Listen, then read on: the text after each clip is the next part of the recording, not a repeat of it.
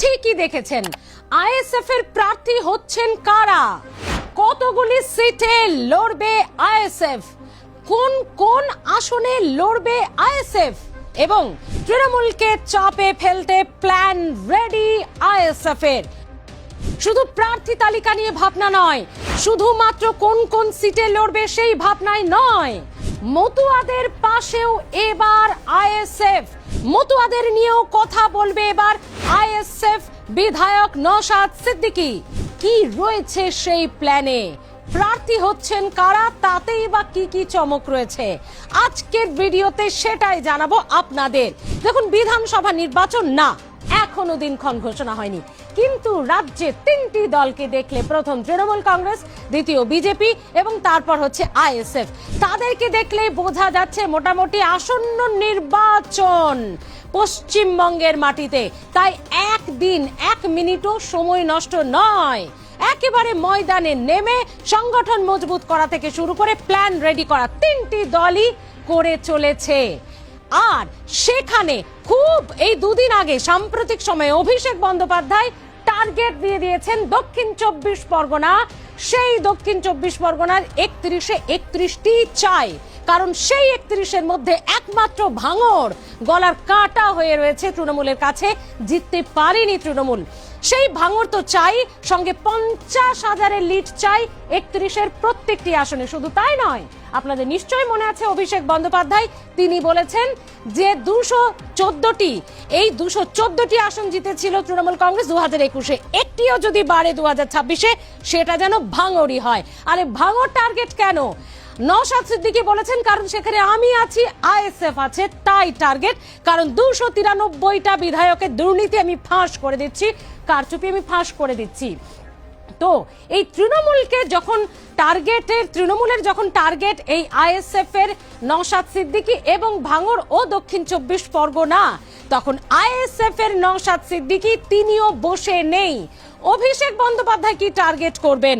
তিনি বলছেন অনেক আগে থেকেই তাদের প্ল্যান রেডি, তারা জানে মানুষ তাদের সঙ্গে আছে। কি ভাবছেন, প্রার্থী তালিকায় চমক? কি ভাবছেন, কোনো ভিভিআইপি?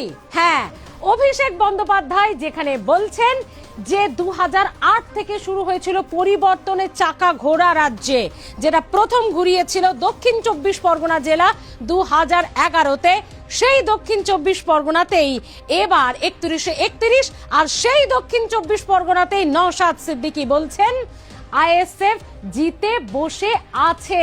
আরে ভাঙড় তো আমরা জিতবই, আমি ভাবছি ডাবল ডিজিট নিয়ে।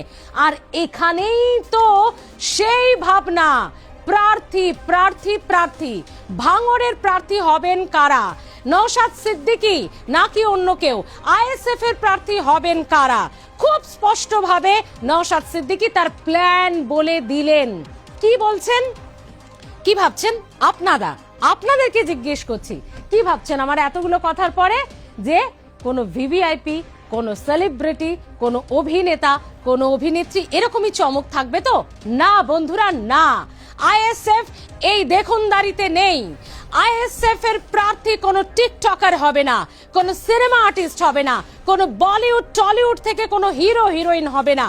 কারণ তারা সিনেমা করবেন নাকি তারা কৃষকদের কথা বলবেন, তারা সিনেমা করবেন নাকি তারা হায়ার এডুকেশন নিয়ে কথা বলবেন, তারা সিনেমা করবেন নাকি স্পোর্টস নিয়ে ভাববেন, বঞ্চিত মানুষদের নিয়ে ভাববেন। অর্থাৎ কোনো অভিনেতা অভিনেত্রী নয়, তাদেরকে অপমান করা নয়, কিন্তু তাদের জগৎটা যেহেতু আলাদা, তাই সেখান থেকে তাদের প্রার্থী নয়। আইএসএফ এর নওশাদ সিদ্দিকী স্পষ্ট করে দিয়েছেন বিগত বছরগুলি 2024 লোকসভা নির্বাচন, 2021 বিধানসভা নির্বাচন, পঞ্চায়েত নির্বাচন, এইগুলো দেখলেই বুঝতে পারবেন আইএসএফ কাদের প্রাধান্য দেয়। তাহলে আপনাদের কাছে বিষয়টা পরিষ্কার হয়ে যাবে। ডাক্তার, শিক্ষক, প্রফেসর, বঞ্চিত সমাজ, এই সমাজ থেকে, এই শিক্ষিত সুশীল সমাজ থেকেই আইএসএফ প্রার্থী করবে, কোনো রকম ব্লগার, টিকটকার বা অভিনেতা অভিনেত্রী বা দেখনদারি নয়। একেবারে যারা সাধারণ মানুষের হয়ে কথা বলে, বিধানসভায় যারা দাঁড়াবে, যারা সাধারণ মানুষের কথা বলবে, তাদের দুঃখ কষ্ট বুঝে কথা বলবে, এরকমই প্রার্থী চায় আইএসএফ এর। হ্যাঁ, এভাবেই আইএসএফ ভাবছে তাদের প্রার্থী। আর বাকি রইল কটা আসনে লড়বে। প্রত্যেকটি জেলায় প্রার্থী দেবে আইএসএফ, বঙ্গ থেকে দক্ষিণবঙ্গ, কোচবিহার, আলিপুরদুয়ার থেকে বাঁকুড়া, পুরুলিয়া সব জায়গায় প্রার্থী দেবে আইএসএফ। 294টাতে না হলেও কোনো জেলা কার্যত বাদ দেবে না আইএসএফ। এভাবেই অভিষেক বন্দ্যোপাধ্যায় কি টার্গেট দেবেন? এভাবে অনেক আগে অভিষেক বন্দ্যোপাধ্যায় ভাঙড় এবং দক্ষিণ 24 পরগনাকে টার্গেট করার অনেক আগেই আইএসএফ বিধায়ক নওশাদ সিদ্দিকী এবং টিম আইএসএফ তারা সংগঠন নিয়ে এতটা আত্মবিশ্বাসী, তারা বলছেন তারা প্ল্যান রেডি করে ফেলেছেন। আরো যদি স্পষ্ট করে জানতে চান আইএসএফ এর প্রার্থী হচ্ছেন কারা, কি প্ল্যান রেডি তৃণমূলকে চাপে ফেলতে, শুনুন নওশাদ সিদ্দিকী কি বলছেন। এখন কন্টেস্ট করি, আপনার বিগত লোকসভা নির্বাচনে দেখবেন যে আমাদের প্রার্থীর কোয়ালিটিগুলো কি ছিল। আমরা সবসময় বিভিন্ন স্তর থেকে তুলে নিয়ে আসার চেষ্টা করি বঞ্চিত সমাজ, পিছড়ে বর্গের মানুষকে, যিনি প্রফেসর, ডক্টর, এই ধরনের যারা হাইলি এডুকেটেড তাদেরকে আমরা কন্টেস্ট করানোর চেষ্টা করি। মানুষ সুযোগ দিলে তারা আইনসভার মধ্যে যাবে, আইনসভার মধ্যে গিয়ে আমাদের দুরবস্থার কথা তুলবেন এবং কিভাবে সমাধান করা যাবে তার কথা বলবে। তার পরিবর্তে যদি কোনো টিকটকার, কোনো বলিউড, হলিউডের কোনো সেলিব্রিটি যারা আছেন, যারা নায়ক নায়িকা আছেন, তাদেরকে দেওয়া মানে ওই পথটাকে আমি অসম্মান করছি না তাদেরকে। তারা সিনেমা বানাবে না এখানে কৃষকের জন্য সওয়াল করবে, তারা সিনেমা বানাবে না পরিযায়ী শ্রমিকদের প্রোটেকশনের কথা বলবে, তারা সিনেমা বানাবে না গ্রাম উন্নয়ন দপ্তরের কথা বলবে, তারা সিনেমা বানাবে না স্পোর্টসের ডেভেলপমেন্টের কথা বলবে, না হায়ার এডুকেশনের যে বিষয়ে কথা বলবে। তারা তাদের এই বিষয়ে তারা চর্চা করার সময় কম, তাদের সিনেমা তাদের কাজে তারা ব্যস্ত থাকে। দেখুন, আমি 294 দেবো না, এটা আমি বলতে পারি, তবে 2021-এ যা দিয়েছি তার থেকে নিশ্চিতভাবে সংগঠন অনেক ভালো জায়গায় এগিয়ে গেছে মানুষের সহযোগিতাতে। যেমন এখানে দেখুন, আজকে চাচলে আমি দাঁড়িয়ে আছি, তো 2021-এ আমাদের চাচলে সংগঠনের কিছুই ছিল না, আজকে ব্যাপকভাবে মানুষের জমায়েত হয়েছে। তো প্রচারটা স্বল্প টাইমের মধ্যে হয়েছে, তো ব্যাপকভাবে জমায়েত হয়েছে। তো আমরা যেখানে সংগঠন আমাদের শক্তিশালী সেই জায়গাতে আমরা রাজ্যের বিভিন্ন জায়গায় প্রার্থী দেবো, আলিপুরদুয়ার থেকে শুরু করে, কোচবিহার থেকে শুরু করে, এদিকে পুরুলিয়া, ঝাড়গ্রাম, বাঁকুড়া, সব জায়গায় প্রতিটা জেলায় আমরা প্রার্থী দেবো। সেই রকম আমাদের সংগঠন তৈরি করেছি। শুনলেন, প্ল্যান জলের মতো পরিষ্কার, একেবারে সাধারণ সমাজ থেকে সাধারণ মানুষ তারাই হবে আইএসএফ এর প্রার্থী। বুঝে গেছেন, কোনো চমক সেখানে নয়, কোনো অভিনেতা অভিনেত্রী নয়। আপনারা কি ভাবছেন, আপনারা কি মনে করছেন আইএসএফ এর এই প্ল্যান, যেখানে দক্ষিণ 24 পরগনা গোটাটাই জেতার প্ল্যান করেছেন অভিষেক বন্দ্যোপাধ্যায়, যে টার্গেট দিয়ে দিয়েছেন 50,000 লিডে প্রত্যেকটা সিটে, যেভাবে বলেছেন যে 2008 থেকে যে পরিবর্তনের চাকা দক্ষিণ 24 পরগনা ঘুরেছিল সেই পরিবর্তন অর্থাৎ 31-31 চাই দক্ষিণ 24 পরগনায়, সেখানে কি সম্ভব? 2024 লোকসভা নির্বাচনের ফলাফলে, বিধানসভা ওয়াইজ ফলাফলে, সেখানে আবার শওকত মোল্লা দাবি করছেন তারা 42,000-এরও বেশি ভোটে লিডে রয়েছে ভাঙড়ে। তাহলে এই প্ল্যানে এই যে সাধারণ মানুষকে, সুশীল সমাজকে, শিক্ষিত সমাজ থেকে প্রার্থী তুলে আনা, আইএসএফ এর এই প্ল্যান কি ঠিক? আর শুধু এখানেই থেমে নেই আইএসএফ, আইএসএফ এর আরো বড় চমক, এবার মতুয়াদের পাশে আইএসএফ। হ্যাঁ, এখানেই শেষ নয়, এবার মতুয়াদের পাশেও আইএসএফ।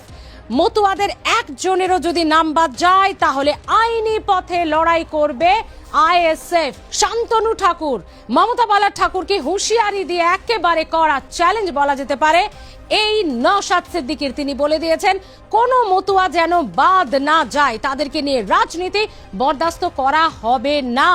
এবার মতুয়াদের পাশেও আইএসএফ, তাহলে কিভাবে দেখছেন তার আগে শুনুন কি হুঁশিয়ারি দিয়েছেন আইএসএফ বিধায়ক নওশাদ সিদ্দিকী। একটা মতুয়াকে বাদ দেওয়া যাবে না। শান্তনু বাবুদের বলবো, আপনারা মতুয়াদেরকে নিয়ে প্রচুর খেলা খেলছেন। কখন বলছেন সিএ এর ফর্ম ফিল আপ করুন, শান্তনু বাবু, সুব্রত বাবু, মমতা বালা ঠাকুররা কি এই সিএ এর ফর্ম ফিল আপ করেছে? আমরা দেখতে চাই আগে ওনারা করেছেন নাকি। সহজ সরল মতুয়া ভাইদেরকে নিয়ে খেলা করা বন্ধ করতে হবে। আমি শান্তনু বাবুদেরকে, মমতা বালা ঠাকুরদেরকে আমি সম্মান দিই, তার শরীরে যে রক্ত বইছে, হরিচাঁদ ঠাকুর, গুরুচাঁদ ঠাকুরের রক্ত বইছে, আমি সম্মান করি।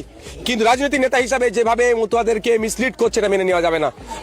আমরা দীপ্ত কণ্ঠে বলছি, একটা মতুয়ার নাম যদি বাদ পড়ে, বৈধ ভোটারের কোনো মতুয়া হতে পারে, আর ঝাড়গ্রামের আদিবাসী, পুরুলিয়ার মাহাতো হতে পারে, ফুরফুরা শরীফের কোনো সিদ্দিকী পরিবার হতে পারে, বা এখানে কোনো আনসারির নাম যদি বাদ পড়ে, আমার চাচলের যে কোনো বৈধ ভোটারের একজনের যদি নাম বাদ পড়ে, আইনত লড়াই চলবে। নির্বাচন কমিশনকে আমরা ছেড়ে কথা বলবো না, আইনের মাধ্যমে বুঝে নেব।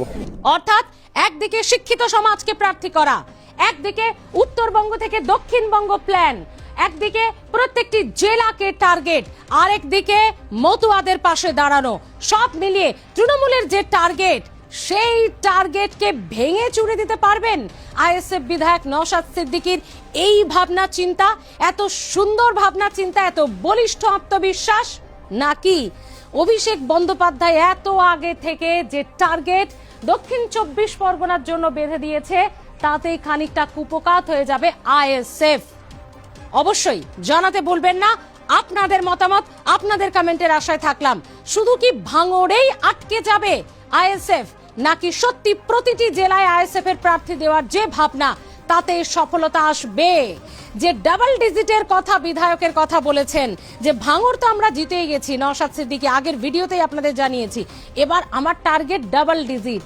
রাজ্য আইনসভায়, বিধানসভায় সাধারণ মানুষ চাইলে এই সুশীল সমাজের ডাক্তার, প্রফেসর, শিক্ষক থেকে শুরু করে খেটে খাওয়া মানুষ তারাই প্রতিনিধি হবে। সত্যি কি প্ল্যানটা তৃণমূলের টার্গেটের কাছে টিকতে পারবে? জনতা জনার্দন তো আপনারা, বলবেন তো আপনারা, ভোট দেবেন তো আপনারা, তো বলুন, কমেন্টে এসে জানান আইএসএফ এর এই প্ল্যান তৃণমূলকে হারাতে কতটা সঠিক? আইএসএফ এর এই প্রার্থী তালিকার ভাবনা তৃণমূলকে চ্যালেঞ্জ দিতে কতটা ঠিক? জানাতে ভুলবেন না। ভালো থাকুন, দেখতে থাকুন আর প্লাস নিউজ ডিজিটাল।